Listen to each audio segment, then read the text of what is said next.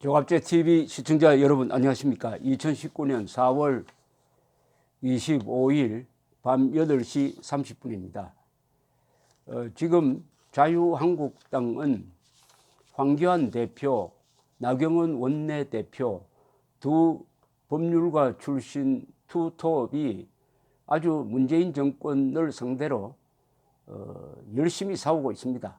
오랜만에 반듯한 지도자가 나와서 옳은 방향으로 국민을 각성시키고 있다는 생각이 듭니다. 문제는 환경이 너무나 어렵습니다. 특히 언론이 70~80% 친여선동 기관화 되었으므로 아무리 열심히 싸워도 국민들에게 제대로 전달되지 않습니다. 그나마 유튜브가 나름대로 역할을 하고 있지만은 역시 그 영향력은 아직도 제한적입니다.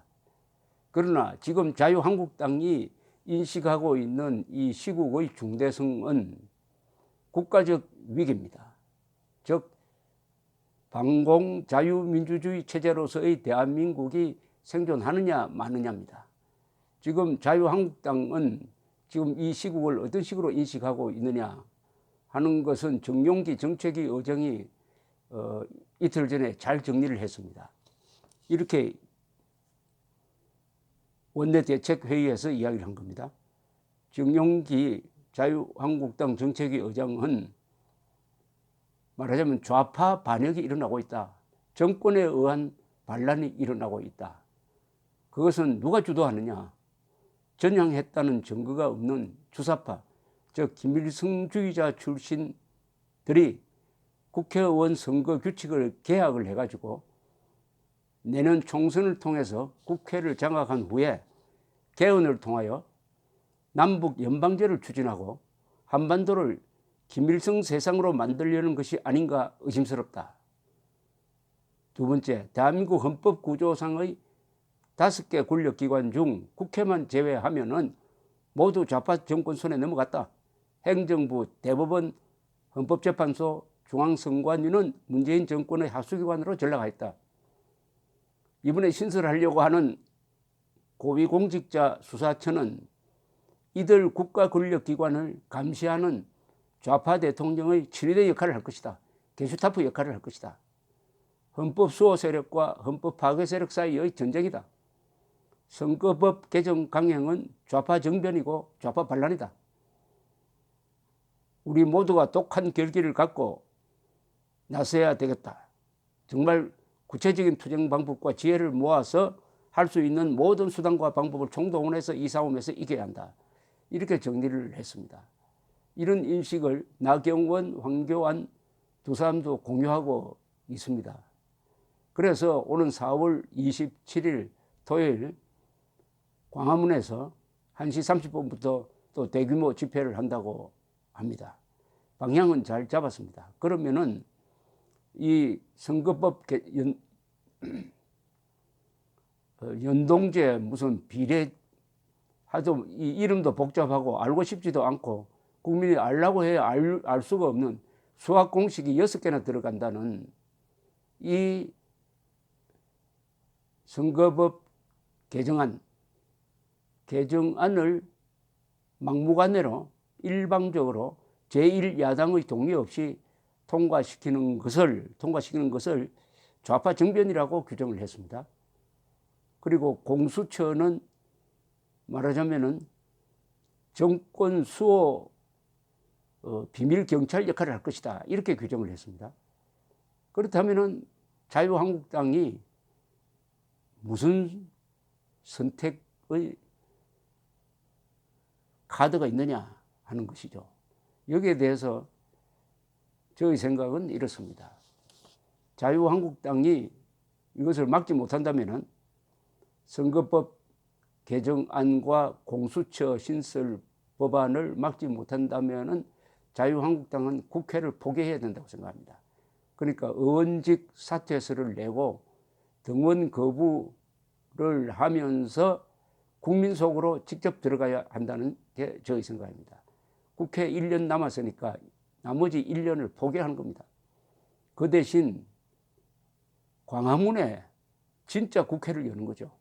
광화문에 매주 대중 집회를 통해서 거기서 국가의 중대사를 논의하고 그 집회를 통해서 국민들을 각성시키고 국민들이 내년 총선을 통해서 좌파 반역 또는 좌파 정변, 좌파 반란을 진압한다. 이 정권이 헌법을 무시하고 법을 파괴하고 대한민국의 국채 변경을 획책하는 것은 분명히 이것은 법 위반이고 형사처벌 대상입니다. 그러면은 여기서 대응할 방법이 뭐냐? 첫째는 선거를 통하는 겁니다. 선거. 결국 민주주의 국가에서는 민주적 방식으로 이겨야 합니다. 민주적 방식으로 이기기 위해서는 선거를 통해서 이기는 것이 가장 중요하죠. 그래서 남은 1년을 자유한국당이 포기하고 그 1년 동안 국민들을 각성시키는 선거, 진짜 선거운동을 하는 거죠. 국민들을 각성시키는 선거운동. 지금 문재인 정권은 국가 예산과 국가 권력으로 사실상 선거운동을 하고 있으니까 이제 자유한국당은 국민 속으로 들어가서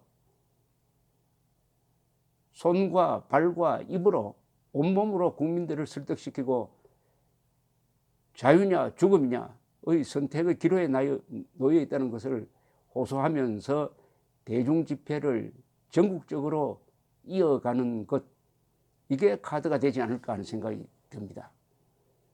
등원 거부 또는 국회의원직 사퇴, 과거에 이른바 민주화 세력, 야당이 많이 해왔던 방식입니다. 그러나 이번에는 진심으로 해야 됩니다. 1년을 포기를 해야 됩니다. 1년 포기하고 광장으로 나오고 그 다음에 그런 극적 충격 요법을 통해서 국민들로 하여금 이제 정말 이 정권이 대한민국을 반공자유민주주의 체제로서의 대한민국을 불사르려 하는구나. 촛불로 대한민국을 태우려고 하는구나. 이렇게 되면 김일성 세상 될지 모르겠다. 2,500만의 노예 플러스 남한의 5천만이 또 노예 생활을 할지도 모르겠다 하는 경계심을 심어주는 데 성공한다면 내년 총선은 자유진영이 압승할 수 있을 것이라고 저는 생각을 합니다. 국민 속으로 들어가야 합니다. 그런데 국민 속으로 들어가려면 국민들이 화들짝 놀라는 방법을 선택을 해야죠. 그래서 지금 자유한국당이 지난주부터 선택한 이 광화문 집회는 더욱 확산되어야 된다고 생각합니다. 이게 매주 해야 됩니다. 매주 할 때 국민들이 모일 수 있도록 하는 전략이 있어야 될 것이죠.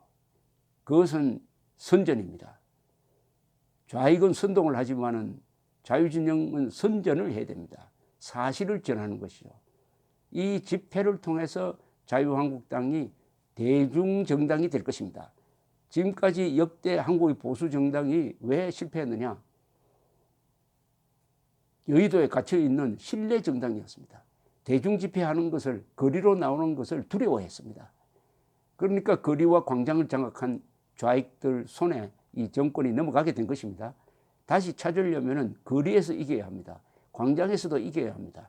이 대중집회를 하면은 대중조직이 생깁니다. 대중집회하고 그냥 흩어지면 안 됩니다. 모인 사람들을 조직하는 사람은 또 따로 있어야 됩니다. 전국적인 조직이 이루어져야 합니다. 이것은 제2의 독립운동입니다. 제2의, 여기 정용기 국회의장이 이건 전쟁이라고 했어요. 맞습니다. 총으로 하는 전쟁이 아니라 투표로 하는 전쟁이죠. 내년 총선은 전쟁입니다. 내년 총선이라는 전쟁에서 지면은 대한민국은 자유를 잃게 될 것이 분명하다고 생각합니다. 그리고 이런 방식으로 국회를 포기하고 의원직을 내던지고 야당 의원들이 거리로 나왔을 때 국민들의 반응이 열화와 같이 뜨거워진다면은 이기는 겁니다. 즉 문재인 정권의 지지율이 폭락하고 특히 사쿠라 역할을 하는 이 몇 개 야당의 존재 의미가 사라질 때 자유한국당이 주도권을 잡게 됩니다. 문제는 지지율입니다. 문제는 국민의 여론입니다. 국민 여론을 잡는 데 성공한다면은 내년 총선까지 가는 데 있어서 국회를 포기하더라도 오히려 국회를 포기한 자유한국당이 전국을 주도할 수 있게 되는 것입니다. 문제는 국민의 마음을 잡는 것입니다. 국민의 마음을 어떤 식으로 잡느냐 하는 것은 결연한 태도를 보이는 정도를 넘어서 목숨을 거는 태도를 보여야죠. 지금 황교안 대표, 나경원 대표가 목숨을 걸겠다는 말을 하는데 저는 그건 그냥 과장으로 하는 말이 아니라고 생각합니다. 그게 진심이 달려 있다고 생각합니다. 두 번째, 자유한국당 이름으로 고발장을 써야 합니다. 자유한국당 이름으로 문재인 정권이 저지르고 있는 헌법 파괴, 헌법 무시에 대해서 국가 반역 혐의를 적용해가지고 고발장 쓸 게 너무나 많지 않습니까? 남북 군사 합의서 이거 이적행위 아닙니까? 이적행위, 여적죄, 국가보안법 위반, 내란까지 포함해서 어마어마한 죄목을 걸 수 있는 행위를 너무나 많이 해왔는데 그동안에 자유한국당은 법률가가 많으면서도 고발장 하나 쓰지 않았습니다. 그러나 이번에는 고발장을 써야 합니다.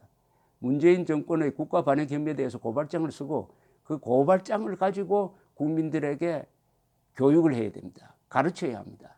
이런 일을 해왔다. 맨 첫 번에 들어가야 될 게 문재인 대통령은 대한민국의 생일을 없애버렸다. 대한민국의 건국기념물을 없애버렸다. 김정은 앞에 가서 남쪽 대통령이라고 스스로를 격하하고 김정은을 국무위원장이라고 축해 세움으로써 대한민국을 북한 노동당 깡패 정권 부하로 만들었다. 그리고 촛불혁명이라고 말한다. 대한민국 헌법에 어디 혁명을 합헌화하는 조항이 있느냐? 촛불혁명이 아니라 촛불좌잉혁명이다. 이것은 국가 반역이다. 이렇게 규정을 하면서 국민들에게 지금 문재인 정권이 합법을 가장해서 일으키고 있는 것을 고발해야죠.